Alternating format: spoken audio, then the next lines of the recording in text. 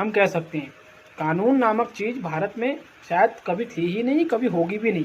अभी ये हाल है, 50 साल बाद भी यही हाल होने वाले हैं, यही सब रहेगा, कोई चेंजेस नहीं आने वाला है। क्योंकि जो जज हैं उनको इतनी मोटी सैलरी और सुख सुविधाएं दी जाती है कि उनको इन चीज़ों से कोई मतलब ही नहीं है। और जो पुलिस है वो एक निरंकुश, मतलब क्या कह सकते हैं उसको, विभाग बन चुका है जिसको कि न्याय से कोई भी मतलब नहीं है। तो इस तरह के जब आप सिस्टम बना देते हो तो लोगों को न्याय मिलने की उम्मीद तो लगभग ना के बराबर है। कहीं कोई घटना घट जाती है तो हम लोग सोचते भी नहीं हैं कि ये घटना सही है गलत है ना। हम लोग ये भी नहीं सोचते कि जिन लोगों की तस्वीर दिखाई जा रही है इस घटना से संबंधित वो सही है गलत है।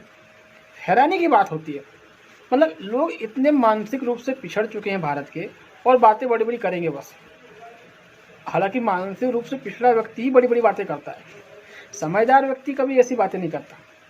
ठीक है, जिस लड़की की मतलब चर्चा हो रही है कि शायद मनीषा कुछ नाम है उनका, जिनकी हत्या हो गई, तो जो फ़ोटो सोशल मीडिया में वायरल हुआ, मालूम पड़ता है वो फ़ोटो किसी और मनीषा का है, और जिस मनीषा का वो फ़ोटो है वो लगभग 2 साल पहले मर चुकी है। उसका फ़ोटो डाल डाल के सभी लोग कह रहे हैं फांसी दो फांसी दो।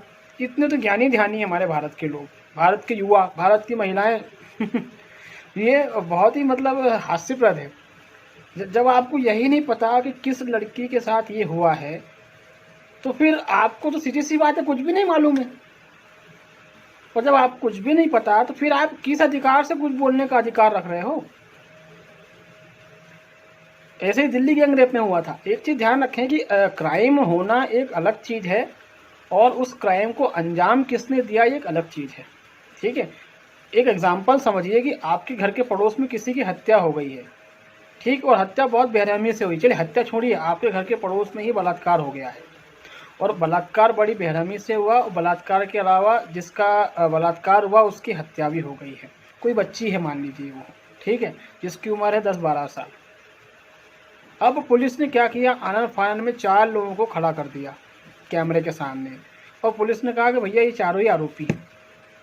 अब उन चारों का फोटो मीडिया डाल देगा और आप लोग मान लोगे, फिर आप कहोगे कि इन चारों को फांसी दो फांसी दो फांसी दो, है ना।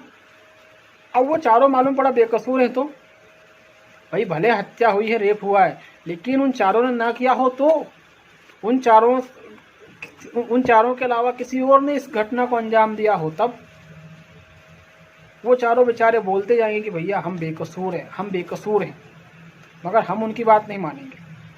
महिला आयोग, महिला संगठन, न्यायपालिका और इस देश की भेड़ चाल चलने वाले लोग, खासकर जो यंगस्टर हैं, ठीक है, जो यूथ है, मतलब जिसको नैतिकता अनैतिकता का अंतर ही नहीं पता, जो ये नहीं जानता सही क्या है गलत क्या है, ये डिसाइड भी नहीं कर सकता आज का यूथ, भले वो बड़ी बड़ी डिग्री लेके बैठा हो। ठीक है, तो इस टाइप का जो समाज है आपका, तो आप लोग किसी के खिलाफ भी मतलब कि इसको फांसी दो, बड़ा आसान है फांसी देना। अभी आप लोगों को पता नहीं फांसी होती क्या है, हम बोलना बहुत आसान होता है, खुद के साथ ये सब घटनाएं घटना शुरू होती है तब समझ में आता है कि हम एक सड़े हुए सिस्टम का हिस्सा है। तो कहने का मतलब ये है कि जिस घटना के बारे में हम कुछ जानते नहीं हैं, हम हज़ारों किलोमीटर दूर बैठे हैं, कोई एमपी में बैठा है, कोई महाराष्ट्र में, कोई दिल्ली में, कोई पंजाब, कोई हरियाणा, कोई चेन्नई, कोई साउथ में, कहीं कहीं बैठा हुआ है, फिर भी हम कह रहे हैं इसको फांसी दो उसको फांसी दो। अरे आपको घटना का सत्य मालूम भी है, हम कुछ भी उसमें फैला रहे हैं। और कोई घटना घटती है तो ऐसा ही नहीं कि चलो ठीक है पुलिस इन्वेस्टिगेशन करेगी, ठीक है, उसमें इतना हवा बना दिया जाता है, उसमें जाति, धर्म, भाषा, लिंग सब डाल दिया जाता है, वो कुछ और ही बन जाती है।